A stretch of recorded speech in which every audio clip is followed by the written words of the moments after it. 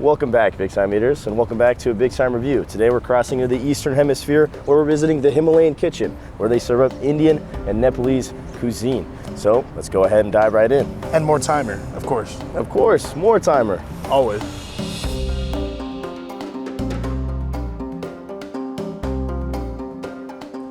So we're here with the Himalayan Kitchen owner. You want to go ahead and introduce yourself? Surya Bastakudi. All right, nice to meet you, Surya. Yeah. And how long has the Himalayan Kitchen been open? We opened since 2005. So Surya, where does this food come from? What's the culture behind it? The food originally come from Nepal. It's between China and India. So we have a food is kind of Chinese influence and Indian influence. Indian spices with Chinese food. So it's in between. And we have a lot of people live in mountain, and they make very healthy steam and vegetable, all the meat and everything. They make very healthy style food. We have kind of little bit influence of India, but India there is a lot of heavy cream and butter. In Nepal we use very light cooking, so more of a healthy way. So this food came from the Himalayan mountains. So That's very interesting to know that it's more hearty meal, more healthy, rather than lots of cream and butter. As far as the ingredients, are you able to source them here locally, or where do they come from? at the beginning we had very hard times to finding all the ingredients which we use back in our country. And then when we opened first, then we are running around, find the spices. Sometimes we go to California, sometimes we go to Colorado to get the ingredients, and we can't find the special spices we use back in Nepal. So once I went to Nepal and I bring myself the spices. All the times are safe, and some family member or some people from here, they're visiting their family, and every time I told them, okay, bring these spices. Wow. That's awesome. Yeah. That shows dedication to making the authentic Nepalese and Himalayan food. So it's amazing to know that. Last question. What inspired you to open this restaurant and start the business? No, I was a mountain guide in Nepal for 15 years. I was doing all the climbing, hiking, high altitude trekking, do the paragliding. Then so one of my friends from Salt Lake, he told me to come here. Immediately when I came here, I fall in love with this mountain and valley and train, everything. It feel like my hometown. I decided to stay here. There was that times there are 2 or 3 Indian restaurants here. Whenever I go there, I can find the taste I used to have back in my country. I think like, okay, if I do some business, and then I think it might be the restaurant, because I want to introduce my own food, and I want to introduce the food from Nepal, and then make authentic food. Since 2004 I decided that one, and 2005 I found a small spot. Then I opened myself. That's the behind the story. Awesome. That's an amazing story to hear that you traveled all the distance to be able to bring the culture and then bring the flavors. Like you said, you wanted to bring the authentic flavor and culture. Is there any dishes that you'd recommend? We took a look over the menu, but Those dishes, especially from Nepal, we have called chili chicken. We eat a lot of goat in Nepal, the bone-in goat, and then we make the best goat curry. And we have some biryani. We have some momos, we call momos, dumplings. That's the very popular in Nepal. It's like a street food. so that's the way to go. So the chicken chili, goat, the momo, and The biryani. the biryani. Okay. Yeah. Awesome. So what we have here first is the chicken momo.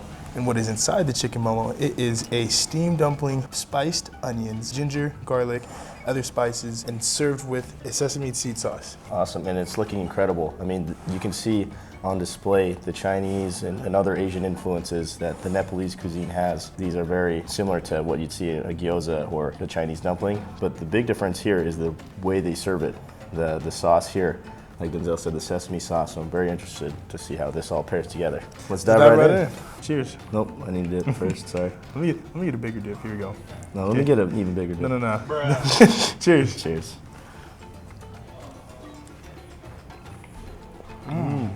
The sauce is a really refreshing and bright flavor, and then you get the nice spiciness of it.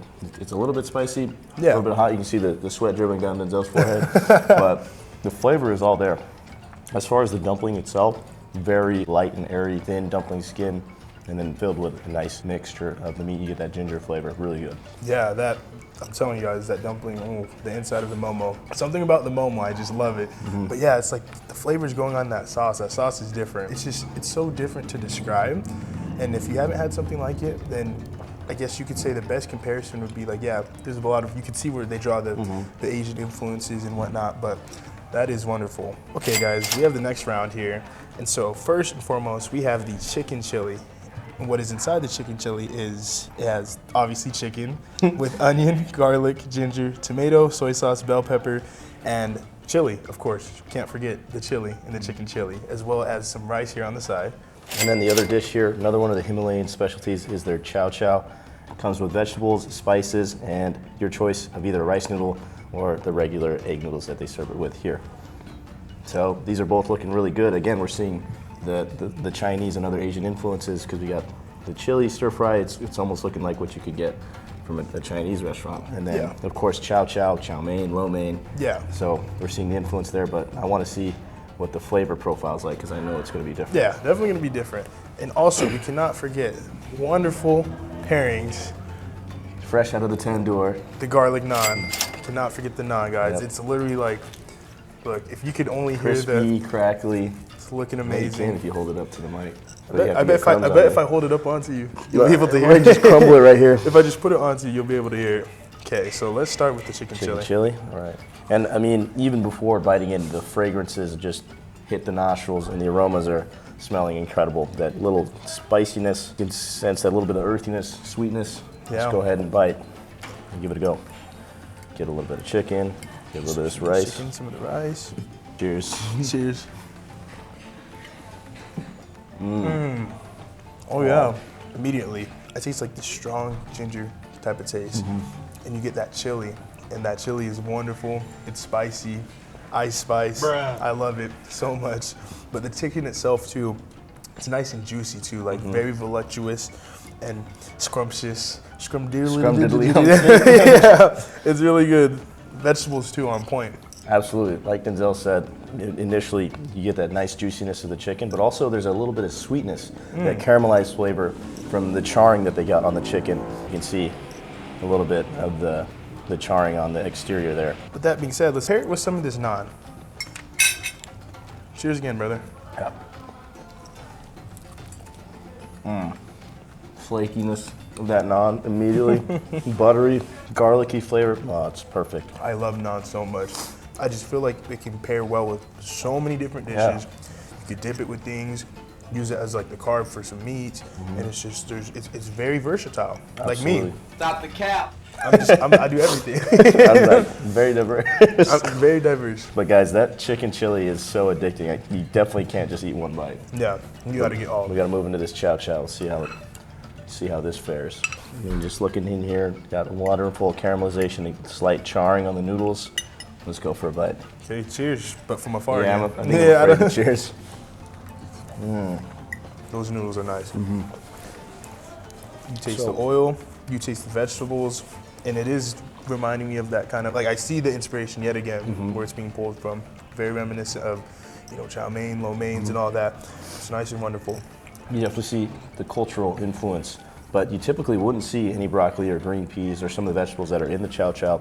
And as far as the flavor profile, is definitely more pronounced, strongly flavored than a typical chow mein or soy sauce noodle that's kind of one-dimensional. This definitely has more layers from the sweetness of the vegetables, the different spices they use, and the technique is on point. Slight charring, you get that crunch on some of the noodles, nice bite, so really good. Yeah, noodles are cooked al dente. Al dente, al dente, al dente. dente. We have the next round here. What we do have here is the goat curry and the lamb saag, right? And in the goat curry, you got goat cooked in an onion broth with garlic, ginger, tomato, and curry sauce. As far as the lamb saag, we chose to get lamb to pair with the goat. The saag is a spinach curry, so it's spinach, tomato, other spices, all infused. And saag is one of my favorites. So this is a more Nepalese focused, and this is a more Indian focused. So I'm excited to see the differences between them. So dive right in. Let's start with the goat curry. The goat, it's a different curry. They want to chill with the goat. And one thing I'm really excited about that Surya mentioned is that they source some of these spices directly from Nepal. So this is like the exclusive access We got Nepalese cuisine. The DLC. Yeah. Guys, just check out this bite.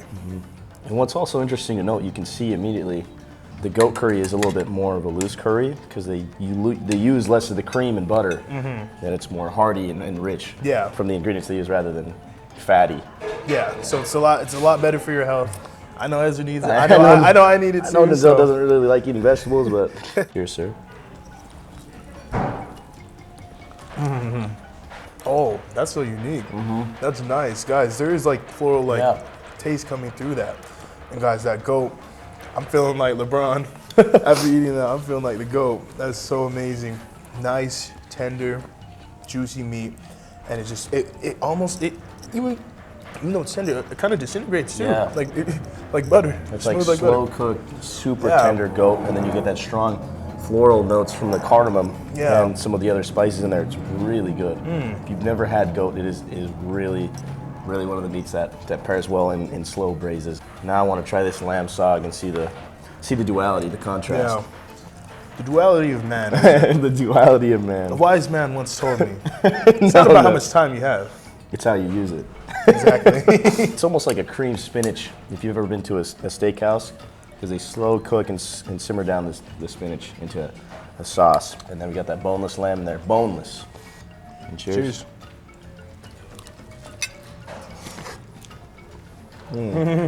Oh, wow. I'm a fan. I've never had saag before. First time, guys. You guys are witnessing it here. And that is wonderful. I could taste the spinach too. It's pronounced. It's strong. Oh, and that's just like, it soothes the soul. It literally soothes the soul. It's so warm and nice. It's definitely one of the more comforting curries. I mean, curry as a dish is really comforting when you pair it up with rice or the naan.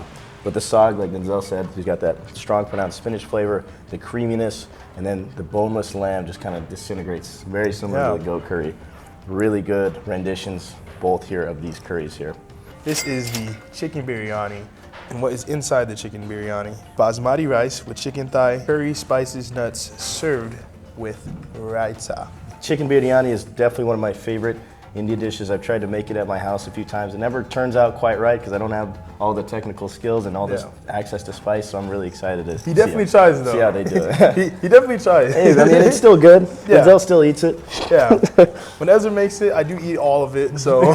It's still pretty good, but he tries. Very excited here. Okay, let's scoop it up. Just look at that. I mean, looking at it, the rice has just completely changed colors and the fragrance. Smell it. That smells nice. You can smell the spices.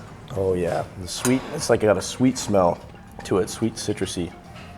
Cheers. Ezra's denying my cheer.